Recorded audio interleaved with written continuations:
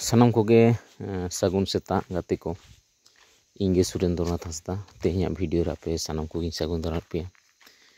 ᱛᱮᱦᱮᱧ ᱫᱚ ᱟᱞᱮᱭᱟᱜ ᱵᱟᱸᱫᱽ ᱥᱮᱫ ᱤᱧ ᱦᱮᱡ ᱟᱠᱟᱱᱟ।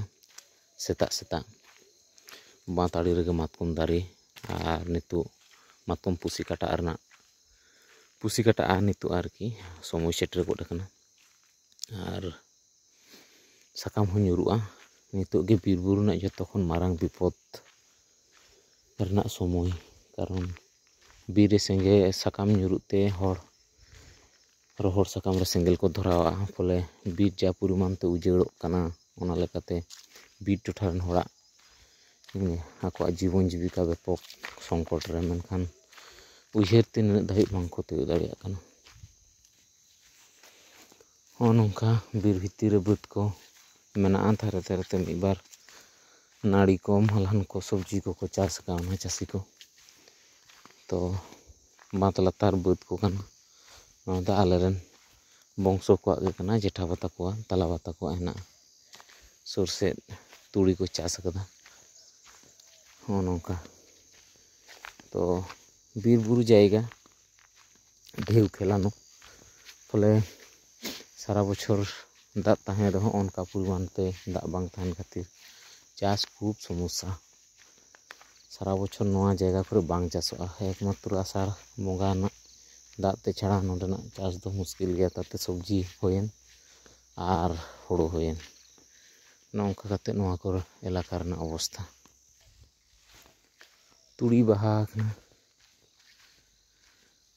ᱛᱚ ᱫᱟᱜ ᱨᱮᱱᱟᱜ ᱚᱵᱷᱟᱵ ᱛᱮ ᱦᱳᱠ ᱠᱤ ᱨᱟᱱ ᱛᱟᱱ ᱠᱚᱨᱮᱱᱟᱜ ᱚᱵᱷᱟᱵ ᱛᱮ ᱦᱳᱠ ᱩᱱᱟᱹᱜ ᱵᱷᱟᱜᱮ ᱧᱚᱜ ᱵᱟᱝ ᱦᱩᱭ ᱟᱠᱟᱱᱟ। ᱡᱟᱦᱟᱸ ᱞᱮᱠᱟ ᱦᱩᱭ ᱨᱮᱱᱟᱜ, ᱡᱟᱦᱟᱸ ᱞᱮᱠᱟ ᱦᱩᱭ ᱟᱵᱚ ᱵᱚᱱ ᱧᱮᱞᱟ ᱡᱮ ᱛᱩᱲᱤ, ᱚᱱᱟ পরিমাণ তেদᱚ ᱵᱟᱝ ᱦᱩᱭ আকানা।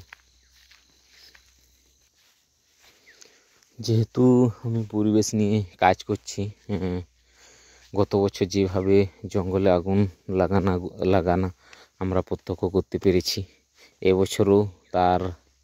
এবছরও আমরা সরাসরি প্রত্যক্ষ করতে পারবো। আমার ভিডিওগুলো দেখতে থাকবেন, অবশ্যই এই চিত্রগুলো আর কি লক্ষ্য করতে পারবেন কিভাবে জঙ্গলে আগুন লেগে ধ্বংস হচ্ছে। আর এই যে পরিমাণ গত বছর যে পরিমাণ তাপমাত্রার উপর দিয়ে আমরা বসবাস করেছি, এই বছরও যে ব্যতিক্রম হবে না, এই বছর যে ব্যতিক্রম হবে না তার নিশ্চয়তা নেই। তো সকল পরিবেশ বন্ধু, আমাদের যে নাগরিক সমাজ, সুশীল সমাজ, যুব সমাজ, সকলেই পরিবেশ বাঁচানোর জন্য লেগে পড়ে লাগা দরকার আছে। কিন্তু মানুষ কি জানি কি ভেবে বসে আছে, জঙ্গল মনে করে যে এটা বন দপ্তরের দায়িত্ব, কিন্তু আমাদের জাতীয় কর্তব্য হিসাবে পরিবেশকে রক্ষা করার দায়িত্ব পড়ে। তাই এখন থেকে যদি উদ্যোগ না নিয়ে পরিবেশের জন্য না ভাবি, তাহলে জঙ্গলে আগুন লেগে গেলে তাকে নিভানো খুবই সমস্যা। তো ঠিক আছে, আজকে সকাল সকাল আমি বেরিয়ে পড়েছিলাম আমাদের জমি দেখতে, পুকুর দেখতে, বাঁধ দেখতে, তাই ছোট্ট করে একটা ভিডিও বানালাম। যদি ভালো লেগে থাকে অবশ্যই সাবস্ক্রাইব করে রাখবেন বরাবর আপডেট পাওয়ার জন্য। অন্য কিছু যদি সেরকম বলার থাকে কমেন্ট করে জানাবেন, নতুন কিছু ভিডিও আনার চেষ্টা করব।